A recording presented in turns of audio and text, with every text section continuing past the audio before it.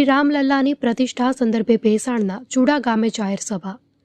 ભેસાણ તાલુકાના ચૂડા ગામે ચૂડા મંડળ દ્વારા શ્રી લેઉવા પટેલ સમાજ ખાતે શ્રી રામલલ્લા પ્રાણ પ્રતિષ્ઠા મહોત્સવ નિમિત્તે આવનારા દિવસોમાં કઈ રીતે આયોજન કરવું, રથયાત્રા કાઢવી, મારું ગામ અયોધ્યા ધામ કઈ રીતે બને તે અનુસંધાને ચર્ચાઓ કરવામાં આવી।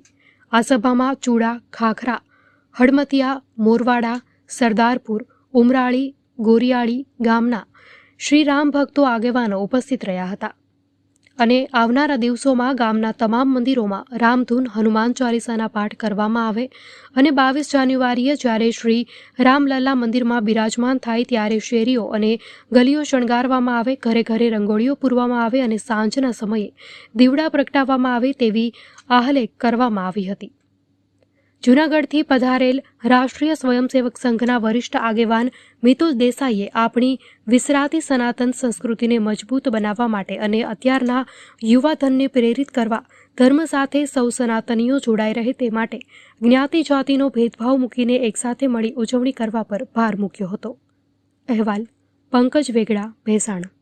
શ્યામભાઈ પટોળિયા, ચૂડાનું વતન। આજે આગામી 22મી તારીખે અયોધ્યામાં રામ મંદિરમાં મૂર્તિ પ્રતિષ્ઠાનો જે કાર્યક્રમ થઈ રહ્યો છે, ઉત્સવ ઉજવાઈ રહ્યો છે, એ અનુસંધાને મારું ગામ અયોધ્યા દરેક ગામે પ્રતિષ્ઠા મહોત્સવ ઉજવાય એને માટે જે કાર્યક્રમ નક્કી થયો છે દરેક ગામે, એ માટે આજે અમારું સંઘની દ્રષ્ટિએ જે ચૂડા મંડળ છે એ તમામ ગામોના આગેવાનો વ્યક્તિઓ હાજર રહી અને પોતાના ગામની અંદર જે વ્યવસ્થા 22મી તારીખની છે એને અનુલક્ષીને મિટિંગ કરવામાં આવી હતી।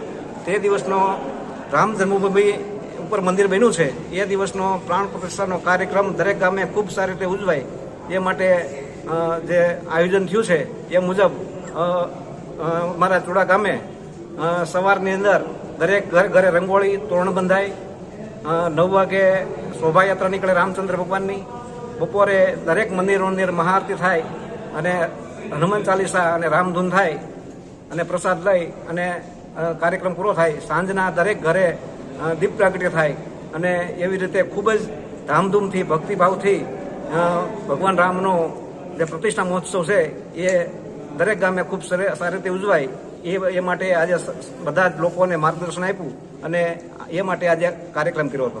શોભાયાત્રાની શરૂઆત ક્યાંથી થવાની જણાવી? શોભાયાત્રાની શરૂઆત ચૂડા ગામે નવકાર પ્રાથમિક શાળા છે ત્યાંથી સવારે 9 વાગે થશે અને દરેક લોકો એમાં જોડાય અને બપોરે 12 વાગ્યા સુધીમાં આ યાત્રા પૂરી થશે। જય શ્રી રામ, જય શ્રી રામ, જય શ્રી રામ।